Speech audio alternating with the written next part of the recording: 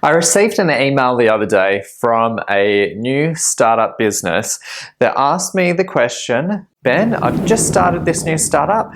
What are the top rookie mistakes that I should avoid like the plague in the initial stages? Well, here's your answer in this week's episode of The Agent of Influence.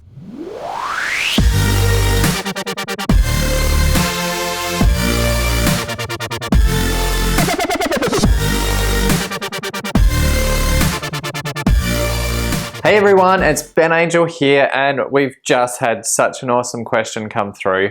What are the top rookie mistakes I should avoid like the plague when I'm starting a new business? I've been in business since I was 16 years old. Thanks to Botox, I still look about 24. Okay, it's great lighting, what can I say? Totally lost my train of thought. Back to the question. Well, there's 3 top rookie mistakes that I'm going to cover in today's video. Beginning with number 1, which is being arrogant. Now, I'm talking about the arrogance where you assume that you know everything about your business, about the product or service, and you believe that you know enough to actually make it profitable within your market sector. This is where businesses get caught out. If you're in business where you're looking to grow your business significantly and you're not hitting your level of profits or sales that you'd initially hoped, it comes back to one simple thing, and that is that there's a gap in your education. You see, education equals cash flow. If you're over on this side of the river and you want to get over to this side of the river, then you somehow need to build a bridge, right? But first, you need the education and the information to start building that bridge to hit your outcome. I see this happen all of the time in startup businesses. They assume that it's as easy as creating a website, putting up some social media posts, sending out a few press releases, and they're going to be flooded with money, which unfortunately is rarely the case. Take a look at someone such as Tyra Banks. Now, Tyra Banks has created America's Next Top Model and the global franchise that it is. A few years back, she actually sought someone out to help her study to get into Harvard. Why? Because she was wanting to launch her own makeup range and she wanted to do it her way and her way only. But to achieve that goal, she had to go and get more education to ensure that she did it well. Now, I want you to really think about this. This is a woman who's a multimillionaire, has been around for years in various industries, and is a massive success.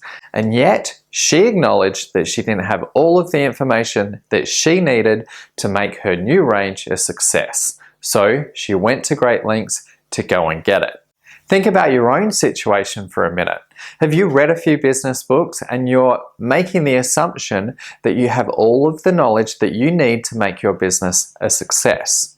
I want you to immerse yourself in as much business and marketing education as you possibly can. I'm talking about listening to podcasts on a daily basis, watching YouTube channels while you're doing some other work at the same time, reading up on the latest marketing, sales, and business strategies that are working right now in the new social media economy. Do not get left behind. Things are changing rapidly in the way in which we market to our customers. And the only way to stay on top is to immerse yourself in that information. Which brings us to rookie mistake number 2, failing to plan. As Benjamin Franklin once said, failing to plan is planning to fail. Have you got a plan to get your business going from day one? If not, you're in trouble immediately. It doesn't need to be a 70, 80, 100-page business plan. It could be as simple as getting some project management software that you can use on the net to start mapping out the various areas within your business, including marketing, sales, social media, PR campaigns, your ascension marketing model. If you don't know what that is, watch the last video in this series in which I explain it for you. Your business development strategy, customer service strategies, and obviously there's a lot more to it than that. However, the reason that I want you to do it in a project management software is it makes it active. There's nothing worse than having a business plan in paper form in a folder that's sitting on the shelf that no one ever looks at or even really addresses it. When you use a project management software, and I recommend using Redbooth, you actually make your entire team accountable. If it is just you on the ground level, it will make you accountable in the actions that you need to do on a daily basis to get your startup off the ground. Which brings me to rookie mistake number 3, getting too emotional. When someone's starting a new startup business, in a lot of cases, they're coming from some kind of employment in which they had a structure which also gives them an individual identity that they can grow and work from. It gives them that structure in which they exist within the workplace. Now, when you go into a new startup, all of a sudden that identity is taken away, and yet a lot of cases the identity hasn't yet been established in the startup, which allows for an individual to be productive. I want you to think about your own identity in your startup business as it exists today. Do you actually have an identity?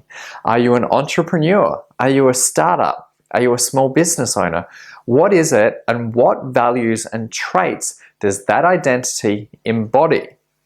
If you do not have an identity, what happens is that you get caught up in your emotions, and a failure, instead of working out a strategy to overcome it within a few minutes, it tends to last a few hours, a few days, sometimes weeks, and sometimes even months. Understand it's business, it's not personal. Yes, you do your business because you love what you do and you're rewarded for it. Ultimately, that's the goal, right? However, when challenges occur, which they always occur in business, how you handle it is a mark of who you are as an individual. I have a rule within my own team and for myself. If something happens, if there's a major F-up, an individual can have 30 minutes to be annoyed about it, pissed off, angry, talk about it, but after the 30 minutes is up, they must have a plan and a strategy forward.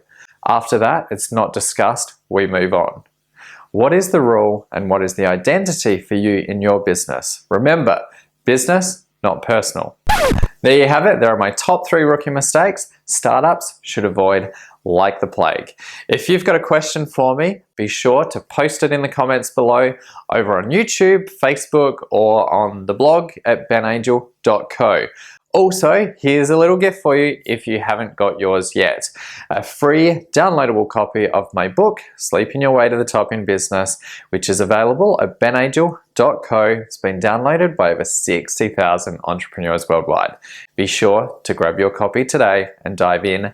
300 pages of marketing content. Awesome stuff. In the meantime, have an awesome week, and I'll catch you for the next episode of The Agent of Influence. See you then.